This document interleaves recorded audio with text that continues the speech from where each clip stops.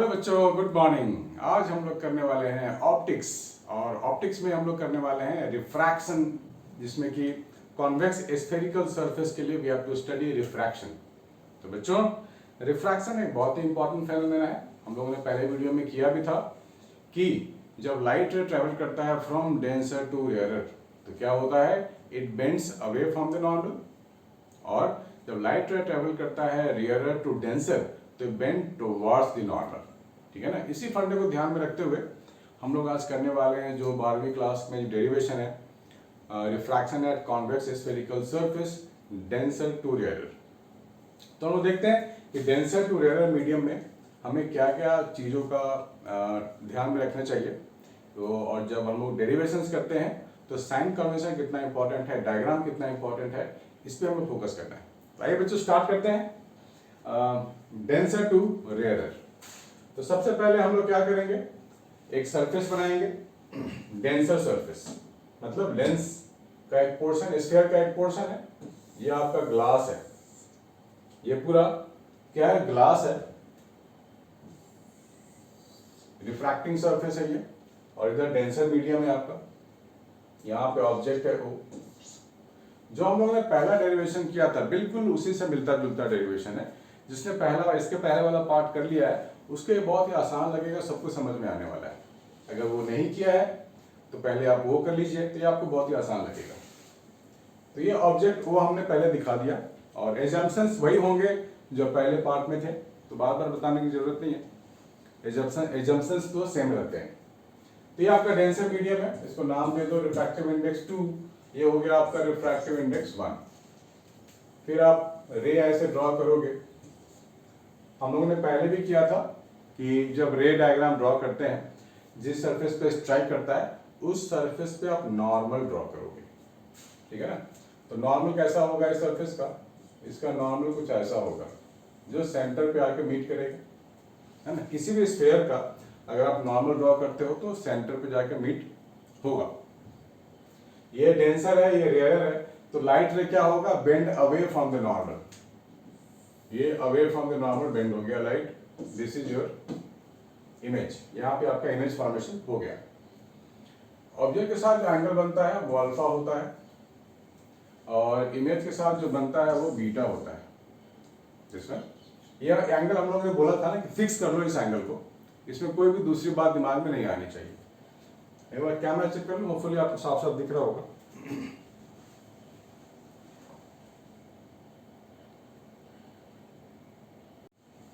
Yes, साफ साफ दिख रहा है। तो मैंने जैसा कि बताया कि एजम्पशंस यहाँ पे लेने पड़ते हैं। ठीक है, पिछला वीडियो में आप देख सकते हो, या फिर आपको लग रहा है नहीं अभी बता देनी चाहिए तो मैं अभी बता देता हूँ। एजम्पशंस क्या क्या एजम्पशंस है। हम लोग यहाँ पर पॉइंट ऑब्जेक्ट लेते हैं, यहाँ कोई लंबा या छोटा नहीं होता है, पॉइंट ऑब्जेक्ट पे ही काम करना होता है। तो यहाँ लिख लो point object taken, point object taken.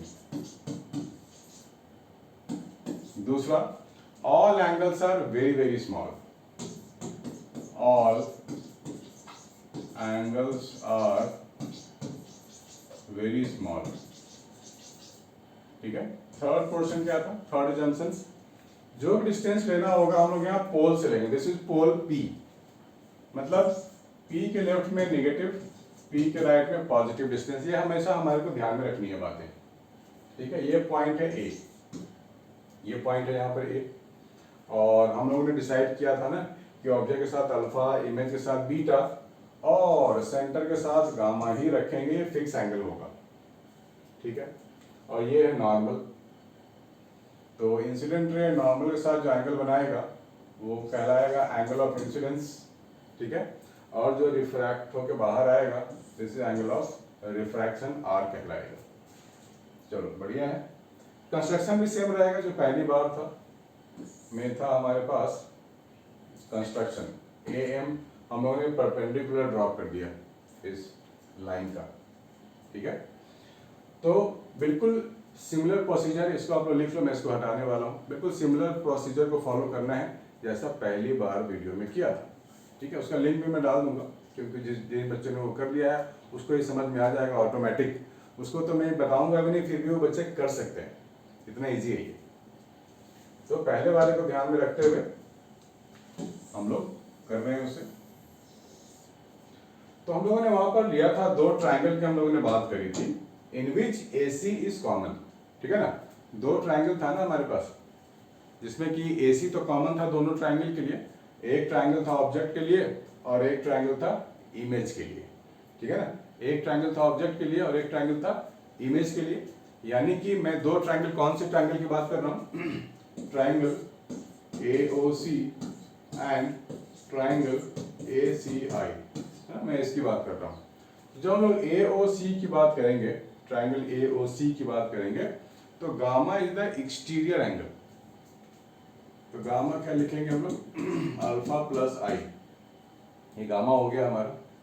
और जब ट्राइंगल ACI की बात करेंगे तो R is the external angle, so we can write R is equal to gamma plus of beta. तो यहाँ से I मुझे क्या मिल जाएगा, गामा माइनस अल्फा मिल जाएगा, और यहाँ से R मुझे मिल जाएगा गामा प्लस बीटा, ठीक है ना। ये हो गया।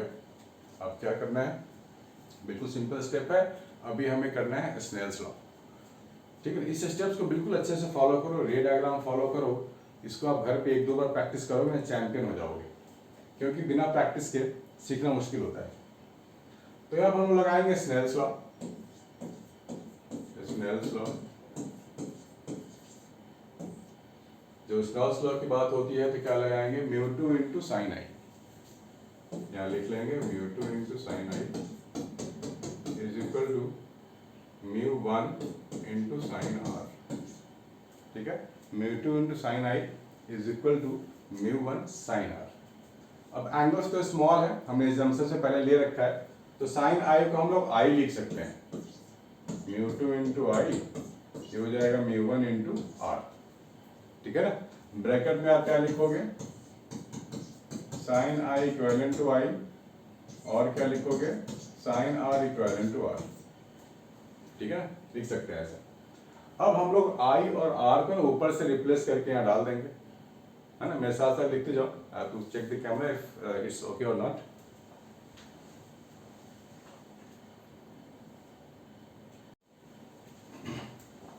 ठीक है, तो आई और आर की वैल्यू हम लोग यहाँ पर डाल देते हैं।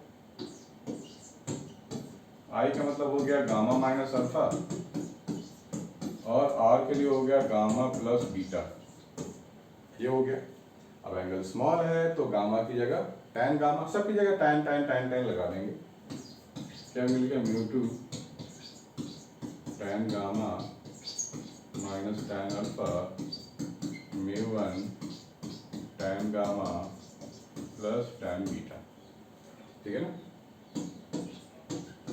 तो tan गामा क्या लिखेंगे, perpendicular by base AM by MC, AM by MC minus tan alpha क्या हो जाएगा, AM बाई MO, ठीक है ना। tan gamma AM by MC, AM by MC plus tan beta AM by MI, ये हो गया। अब आप ध्यान से देखो, AM इधर भी है इधर भी है, पूरा कॉमन आके कट जाएगा, सारा AM आपका कट हो गया, ठीक है। अब क्या लिखेंगे, since M and P are very very close, यहाँ आप लिख सकते हो since M and P are very very close, ठीक है ना, दोनों बहुत पास हैं, तो जहां जहां M है वहां हम लोग P लिख लेंगे, बिल्कुल पहले वाले डेरिवेशन की तरह, ठीक है। तो घबराना नहीं है, आपको देखने में लंबा जरूर लग रहा है, लेकिन एक बार प्रोसेस को आप समझ जाओगे ना कैसे क्या करना है, तो आप किसी भी टीचर की आपको जरूरत ही नहीं पड़ेगी, आप बड़े आराम से कर सकते हो। तो यहाँ तक पहुंच गए हम लोग, मैं आगे के पोर्शन वहां से हटाने जा रहा हूँ, जहां जहां M है वहां मैं P लिखने वाला हूँ, जहां जहां भी M है वहां मैं P लिखने वाला हूँ, ठीक है ना। तो मुझे मिल जाएगा, मुझे क्या मिल जाएगा, μ2 1 by PC minus 1 by PO, μ1 1 by PC 1 by PC plus 1 by PI, ठीक है। अब हमें मालूम है कि every distance has to be measured from P, तो P से लेके O तक जो डिस्टेंस होगा वो माइनस U होगा, ठीक है ना। P से लेके C तक PC का जो डिस्टेंस हो जाएगा वो माइनस R हो जाएगा, और P से लेके जो I तक होगा वो V हो जाएगा, पॉजिटिव V। तो P से लेके C तक माइनस R, यहाँ वैल्यूज डाल देते हैं 1/-R।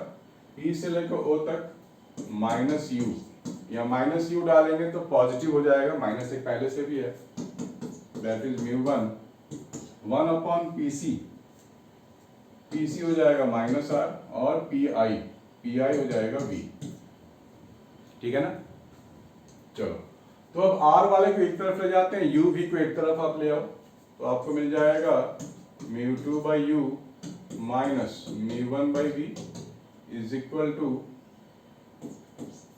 μ2 माइनस μ1/R, ठीक है ना। ये फॉर्मूला आपको मिल गया, किसके लिए, डेंसर से रेयरर। ऑब्जेक्ट डेंसर मीडियम में है और इमेज रेयरर मीडियम में है, ठीक है। तो ये फॉर्मूला आपको याद होनी चाहिए, आपको रे डायग्राम याद होनी चाहिए, आपको ये पूरी प्रोसेस याद होनी चाहिए। प्रोसेस जबकि बहुत सिंपल है, आप घर में 3 बार 4 बार प्रैक्टिस कर लोगे तो बहुत ही अच्छे से आपको आ जाएगा। फिर आप इस फॉर्मूले को भी समझना जरूरी है। यहाँ पे देखो μ2 पॉजिटिव साइन के साथ है, μ1 यहाँ के सामने है नेगेटिव है, यहाँ सेम साइन इधर भी मेंटेन होगा, μ2 यहाँ पॉजिटिव है, यहाँ भी पॉजिटिव है, μ1 यहाँ नेगेटिव है, वहाँ भी नेगेटिव है, ठीक है। इस चीज का आपको ध्यान रखना है फॉर्मूले को, वरना एग्जाम में जब करने बैठोगे ना आपको कंफ्यूजन होगा, ठीक है। तो पहली बात आपको ये प्रैक्टिस करनी है दिन में 3 बार 4 बार 5 बार, ताकि पूरा का पूरा चैंपियन बन जाओ। और इस फॉर्मूले को याद होना जरूरी है, इसका मतलब समझना भी जरूरी है। अब न्यूमेरिकल जब एग्जाम में आते हैं ऑप्टिक्स के लिए, तो आपको वापस यहाँ पे साइन कन्वेंशन लगाना है, ठीक है। देखो साइन कन्वेंशन यूज करके हमने ये फॉर्मूला ड्राइव तो कर लिया है, लेकिन न्यूमेरिकल्स आएगा तो वापस आपको पॉजिटिव नेगेटिव लगानी ही पड़ेगी, ठीक है। ये बेसिक रूल है, ये बेसिक फंडा है ऑप्टिक्स का, कि आपको साइन कन्वेंशन लगानी पड़ेगी, भूलना नहीं है एग्जाम में। ये पूरा प्रोसेस है, इसको आप लिख लो, फिर मिलते हैं आपको नेक्स्ट वीडियो में। बाय बच्चों, टेक केयर।